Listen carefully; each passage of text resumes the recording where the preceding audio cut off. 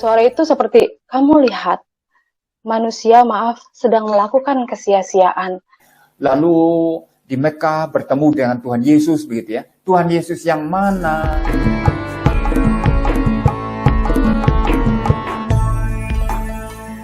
Assalamualaikum warahmatullahi wabarakatuh. Halo Sobat Tama. Jumpa kembali bersama Tama. Kali ini Tama akan menyuguhkan kembali video kesaksian seorang ibu rumah tangga yang mengatakan sia-sia orang mengelilingi batu hitam. Sungguh terlalu, Sobat Tama. Si ibu ini dari kesaksian yang dulu dengan yang sekarang berbeda alur dan beda ucapannya. Mungkin si ibu ini karena tidak puas. Di kesaksian yang pertama dia mengatakan, lihat, orang sia-sia mengelilingi batu hitam.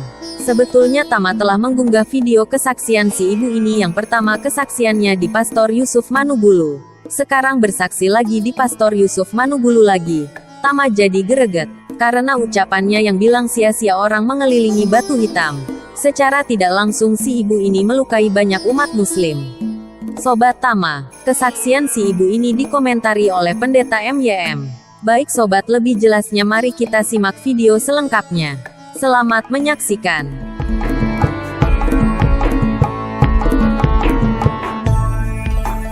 Selamat malam Bapak Ibu, Shalom semuanya. Saya berdoa semua Bapak Ibu dalam keadaan sehat semua pada malam hari ini. Terima kasih atas kesempatannya untuk saya bersaksi. Perkenalkan, saya Sri Mariani. Jadi sebelum jadi seorang pengikut Kristus, saya adalah seorang single parent dengan 3 orang anak. Saya bercerai dengan almarhum mantan suami saya itu di tahun 2009. Beliau baru saja meninggal di tahun ini, Juni di 2020, dan saya tidak pernah bercita-cita atau ingin menikah lagi karena saya berpikir siapalah saya ini anak 3, nggak berpikirlah untuk mau menikah lagi gitu. Jadi saya melanjutkan hidup saya dengan 3 anak saya. 3 anak saya masih kecil-kecil, jadi pas tahun 2009 itu anak saya yang terakhir itu baru berusia 1 tahun. Saya melanjutkan hidup saya bekerja dengan 3 orang anak saya menjadi tulang punggung adik-adik saya, dan saat itu kakak saya sedang sakit juga, almarhum ayah saya juga lagi sakit, tapi tetap saya menjalankan hidup saya dengan single parent. Perlu Bapak Ibu ketahui, saya saya terlahir dari seorang muslim yang benar-benar taat. Saking saya cintanya kepada muslim, anak saya yang pertama itu saya kasih nama Muhammad Al-Riansyah. Saya begitu mengagumi Nabi Muhammad. Yang kedua itu saya kasih nama Putri Al-Riansyah, dan yang Putri Riani Rahmadani, dan yang ketiga saya kasih nama Dinda Aryani. Sampai satu hari di bulan Juni 2014 saya berencana untuk pergi umroh. Saya pergi umroh, jadi pas saya mau pergi umroh itu Tuhan izinkan uang saya yang seharusnya saya setor itu kurang gitu. Akhirnya saya pinjam sama teman saya yang seorang Kristen gitu ya. Saya bilang saya mau pergi umroh tapi uangnya kurang gitu, saya bilang. Lalu gak tahu ya, dia baik banget gitu, dia langsung kasih gitu, dia transferin. Terus saya bercandain, kamu gak mau jadi muslim, aku bilang gitu pas saya mau pergi. Lalu dia bilang, kamu pergi, kamu berdoa di sana, kamu cari kebenaran. Kalau untuk menjadi seorang muslim, itu tidak mungkin. Karena saya terlalu cinta Yesus. Mungkin dia saat itu ngomong biasa aja nyampeinnya ke saya. Tapi di hati saya itu kayak tertancap gitu. Tapi saya abaikan saja gitu loh. Jadi Juni itu saya tetap pergi umroh. Lalu saya pergi umroh, sampai di sana hari pertama biasa kita menjalankan rutinitas ibadah, hari kedua, hari ketiga, dan di hari yang keempat, Bapak Ibu, saya itu hotelnya di Grand Zamzam. Grand Zamzam itu di Mekah, jadi dia itu connecting dengan Mekah, dengan Ka'bah. Jadi di kamar itu azan, suara pengumuman, itu kedengeran di kamar saya. Jadi selesai saya melakukan tawaf, saya istirahat di kamar. Saya senderan, lalu saya buka jendela sambil melihat orang-orang lagi tawaf. Entah apa, saya juga nggak ngerti itu Roh Kudus atau apa, saya nggak ngerti sama sekali. Tapi tapi nggak kenceng, nggak kecil, tapi jelas. Suara itu seperti, kamu lihat, manusia sedang melakukan kesia-siaan, memutar batu hitam. Suara itu seperti, kamu lihat, manusia sedang melakukan kesia-siaan, memutar batu hitam. Saya ketakutan kan dengar suara itu. Apa iya? Ini suara apa? Masa pengumuman di kamar saya pengumumannya aneh, gitu loh. Itu tapi jelas sekali gitu di telinga saya, Bapak Ibu. Saya abaikan, tapi hati saya sudah mulai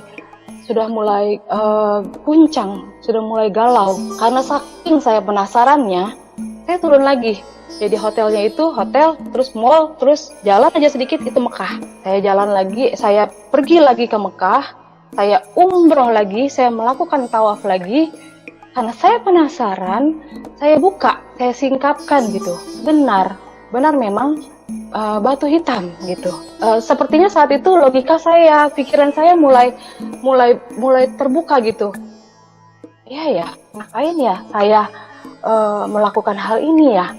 Ngapain ya saya? Pokoknya berkecamuk saat itu. Ngapain ya?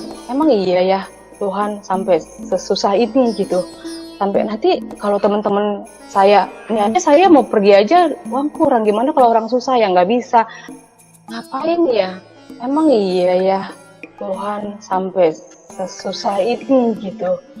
Sampai nanti kalau teman-teman saya, ini aja saya mau pergi aja, uang kurang. Gimana kalau orang susah ya nggak bisa pergi gitu ya.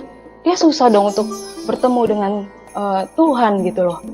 Itu mulai logika saya di situ berkecamuk gitu, galau, rasa ingin tahu, rasa penasaran. Tapi kan pergi umroh itu 14 hari, itu baru hari keempat. Saya sudah galau, sudah bimbang gitu. Tapi tetap saya melakukan dan menyelesaikannya dengan ya sudah gitu, dengan kegalauan itu. Topik kita hari ini sangat provokatif ya, dan sebetulnya sudah lama saya ingin mengangkat topik-topik semacam ini.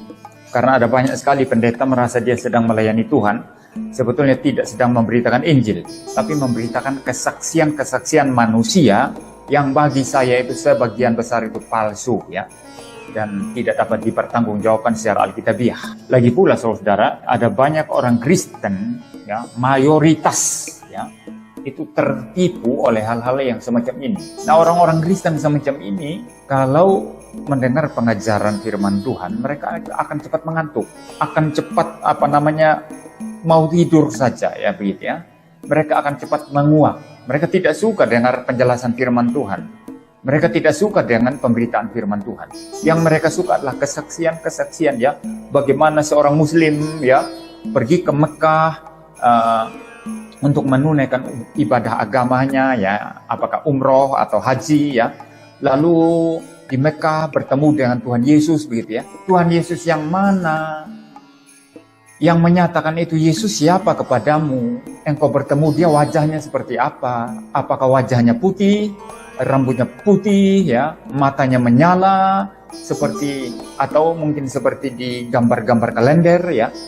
Memangnya wajah Tuhan Yesus seperti wajah yang di kalender itu ya. Tidak ada yang memahami atau mengenal sesungguhnya wajah Tuhan Yesus itu seperti apa, karena tidak ada potretnya, tidak ada fotonya saudara yang ditinggalkan bagi kita. Jadi itu hanya hasil imajinasi pelukis saudara. Sudah ada banyak orang yang melukis tentang wajah Kristus ya, tentang Kristus ya, wajahnya ya ketika dia bertemu dengan anak-anak, ketika dia mengetok pintu ya, ketika dia mengajar di bukit ya, khotbah di bukit, ketika dia tergantung di atas kayu salib.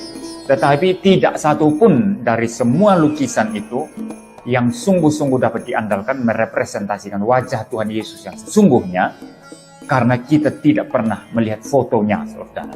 Ini para murtadin ini yang katanya ngaku-ngaku ketemu Tuhan Yesus di Mekah waktu mereka umroh, waktu mereka naik haji ya. Itu Yesus yang yang seperti apa dan siapa yang bilang kepada Anda itu Yesus. Jangan-jangan Anda ditipu setan ya. Saya sama sekali tidak sejahtera mendengar kesaksian-kesaksian semacam ini, dan bagi saya itu sebagian besar itu palsu ya. Bukan kesaksian yang benar ya. Itu palsu ya, Saudara. Hal-hal semacam ini yang kemudian menjadi sangat populer di channel daripada Pendeta Yusuf Manubulu ya.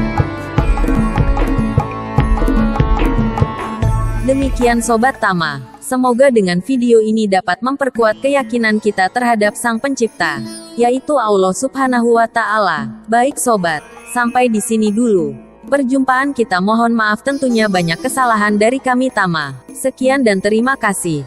Oh iya Sobat Tama, bila video ini berkesan tolong like, komen, bagikan kepada yang seiman, dan jangan lupa subscribe. Terima kasih atas perhatiannya. Sampai jumpa di video selanjutnya. Wassalamualaikum warahmatullahi wabarakatuh.